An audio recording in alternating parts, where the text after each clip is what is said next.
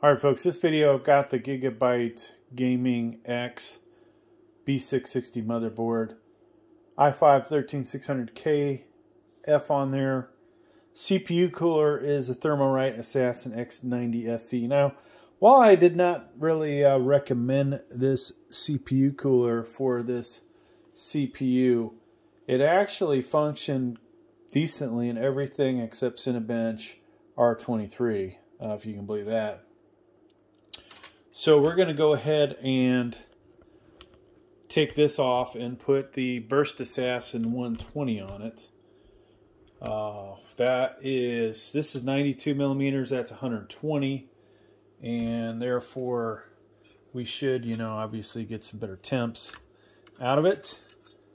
I don't know what the TDP is on it. I think it's somewhere around 200 watts. So it's probably going to be halfway decent. Now I could use, I believe, the same base for this CPU cooler. Would be kind of crappy of me, I guess, doing an installation video if I took that shortcut. So we'll start over with the kit that actually came with it, and maybe I'll even put the cover back on. So we'll start, completely from scratch. First, I got to get this out of here. And so let me clean this up real quick. That does not look good. Like, it did not spread very well.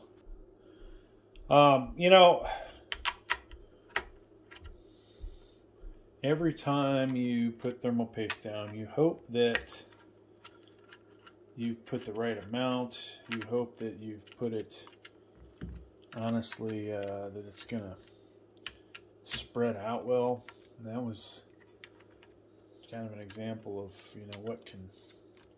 what can happen. Sometimes it doesn't work out so great. It won't be the first time, folks, on these videos. There's a Arctic cooler, kind of a cheap cooler, like the Intel stock CPU cooler. I've used it a lot, and those little plastic doodads that are at the bottom of it that lock it in place, pretty much worn out. And so could not get that thing to sit very tight to the CPU cooler to the CPU, so temps ran higher. And of course, when I took the CPU cooler off, the thermal paste didn't spread very good.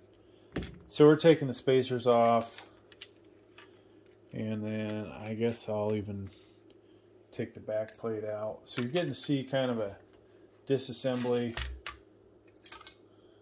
and then we'll even take the CPU out.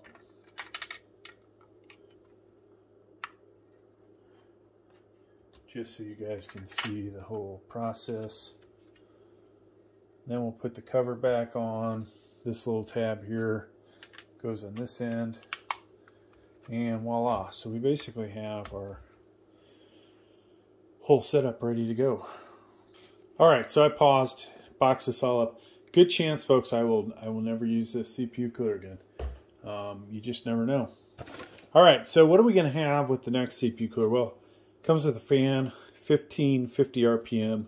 This one includes 2 sets of brackets. Guess what? I have another similar model, 5-pipe version, has this. So at some point I will make this a dual fan model. At some point I may even put a Knock 2 fan on there if it'll fit with a, say, a 3000 RPM one. So might as well go ahead and take the sticker off. Good idea to clean off the residue that's on there, folks. A little sticky crap. So we've got that. What else do we have? We've got directions. We're going to need these for sure. This one, I don't believe the kit that came with it is actually as good as the last kit. And Thermalright, as I've said in some of these videos, I believe they had to work around other people's patents. So the way this assembly goes is not ideal when you compare it to, say, Noctua's. At least we have a steel base plate. We are going to need 2 sets of the 4 fan brackets. If I can get them to unattach from each other. Let's see, we don't need that. Throw those in there. I think the light blue ones we probably need, LGA 1700. What else do we have in here, folks? Looks like we probably need this kit here, okay? Then, I do wonder if that last mount would have worked. It's so much simpler than what we're working with here. And then you've got some dampening pads. Who knows if we need those. Oops. So, alright, let's look at our directions. If I can, suddenly I'm just dropping everything, folks. There is the instruction manual. So we want LGA 1700 directions. So we'll just fold everything up to that page. And we've got lots of light behind me. God, I can barely read that, folks. Okay, so we're going to put the special screws into the back of our metal bracket. So this is one of those things where, to be honest with you, if you're looking at this video, this isn't going to be a lot of fun. I can tell you that much. I've done this plenty of times before, similar models, and it's so much easier when you have less parts. I do believe the other kit probably worked with this. It's a shame that, you know, we can't use that one, but for the demonstration of this video. Alright, so here is our backing plate, and there looks like there's 2 spots on this, so most likely the furthest one out is our spot, and then you've got these guys that don't necessarily lock this in all that tight, but you're going to use those, I don't really want to call them washers, but locking plastic doodad.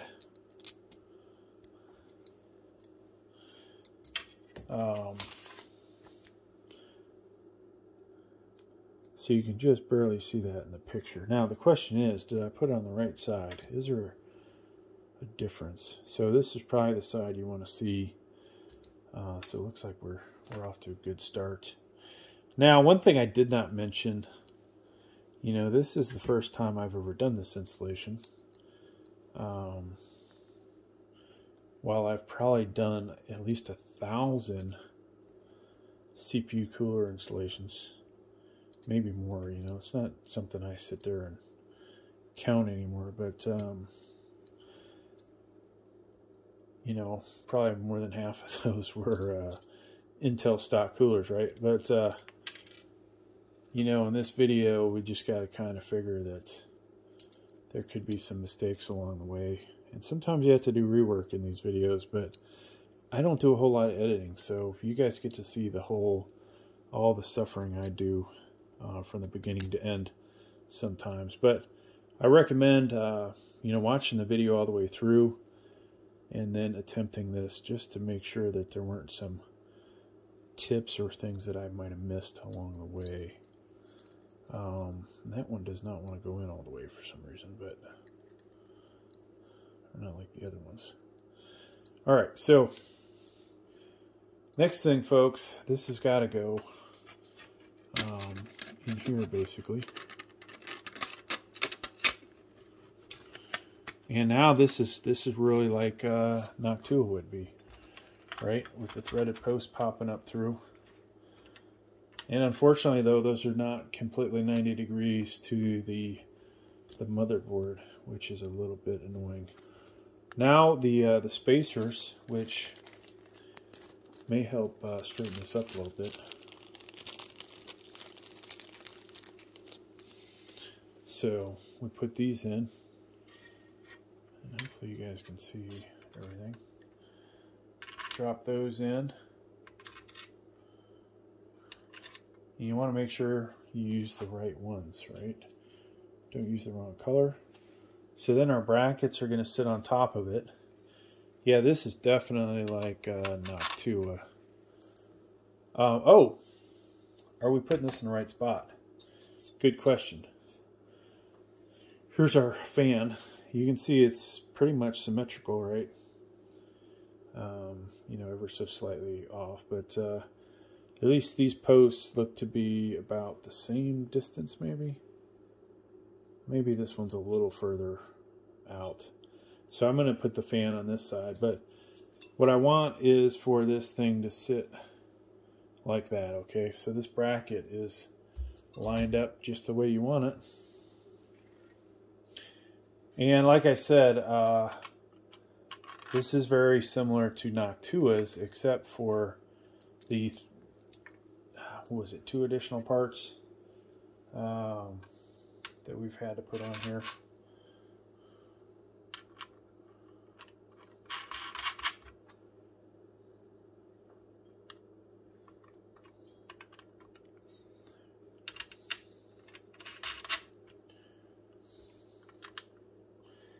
And so the goal is that all of this stuff will get compressed down, and everything, when we put that CPU cooler down, it will sit flat, and this thermal paste that's between the CPU cooler and the CPU will spread evenly across and fill in all those little gaps. And we will get the most ideal amount of heat transfer. Because you know, the important thing is really the more surface area of the CPU that comes in contact with the CPU cooler, the better. Now, of course, looking at the CPU, there are certain places that you know, heat pops up. So what did I do wrong, folks? We didn't put the CPU in, right? Oops. So, little backtrack. Now, if you had to upgrade this, this is actually maybe not such a bad thing that happened. If I was upgrading my CPU, I would need to disassemble this side. This actually has happened to me, I bet 50 times. Where we've done this.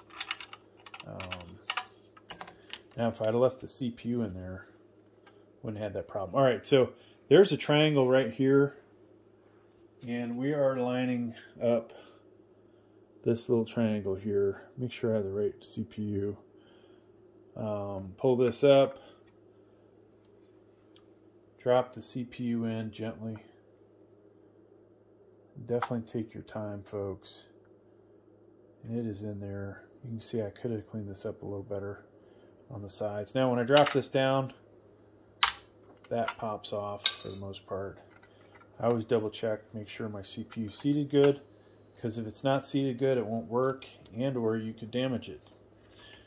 Now, we've done that. So like I said at the, maybe not the beginning of the video, there's sometimes some rework.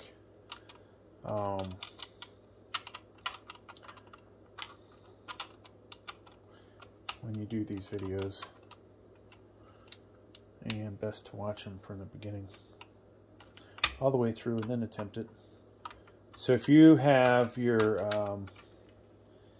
if you had your CPU installed already and you're replacing it, then the path that I took would have worked out good, right? But for many of you, you probably needed to put the CPU in somewhere, and we obviously forgot that step, right? So, alright. More thermal paste. Now this one came with, should be the TF7, which is a little better than the TF4. Now I like to do kind of a 3-line technique. Little thicker down the middle, usually, and then not so thick on the outsides. And this stuff is not spreading very good.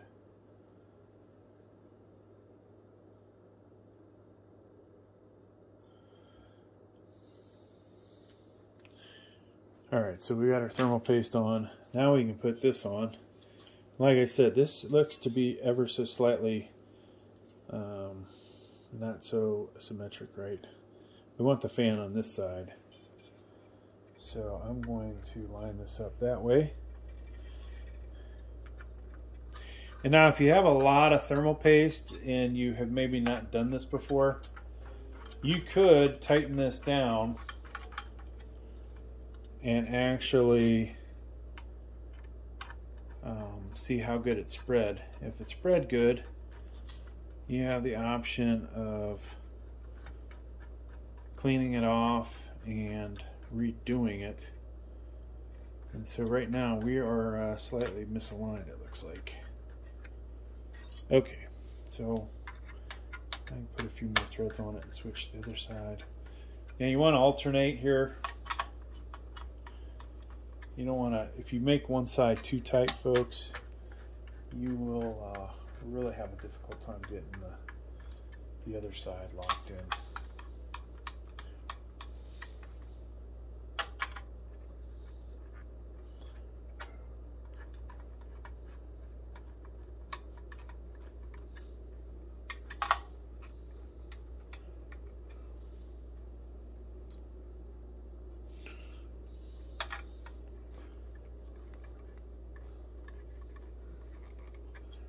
That's good. And that side's good. Alright, so we got that. Now, CPU fan. Sometimes I go ahead and hook this up beforehand just to get an idea of how I want to route my wiring. So you see the light gray on this motherboard is where the CPU fan goes. So, you know, most of the time I'll leave it like this. I'll put a twist tie on it. But of course, you know, viewers always say, oh, if you rotate that 90 degrees, that'll pull up quite a bit of your cable, right? And it's basically tucked under here. So I'm gonna you know, steal that guy's suggestion, because in some cases that works good.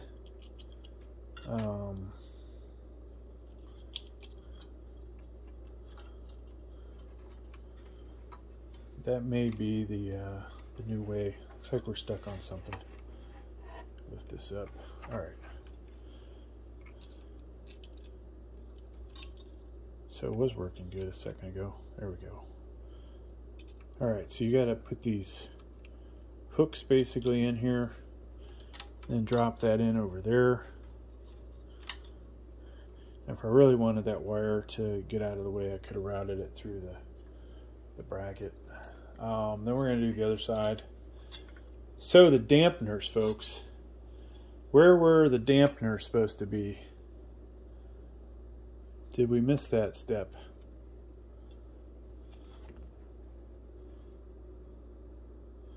Here's the instructions.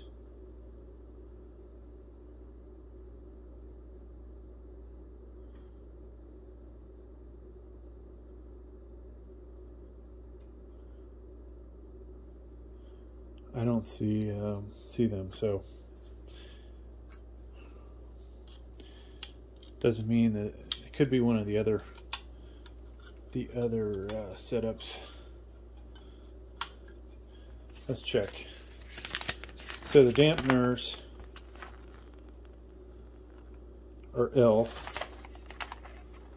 and AM4 doesn't show L. This guy doesn't show L. You guys see an L on there? I do not see an L, so no idea where that was supposed to go. But there you go. That is that part installed. Now, another thing that might have been a good idea, potentially, if we wanted to put our M.2 in here, might have wanted to do that before you put the CPU cooler in. This has the tape already removed. Wow, I just found a part. I found a missing Noctua nut. Just wondering where the hell that thing went. Alright, so we drop that in, and then voila. Now this is the one you want to put your operating system on. I'll probably put 2 more M.2s in here if I can find 2 additional M.2 screws, but not in this video. Guys will miss out on that. Alright, so A2, B2 over here is where you want to put your pair of RAM.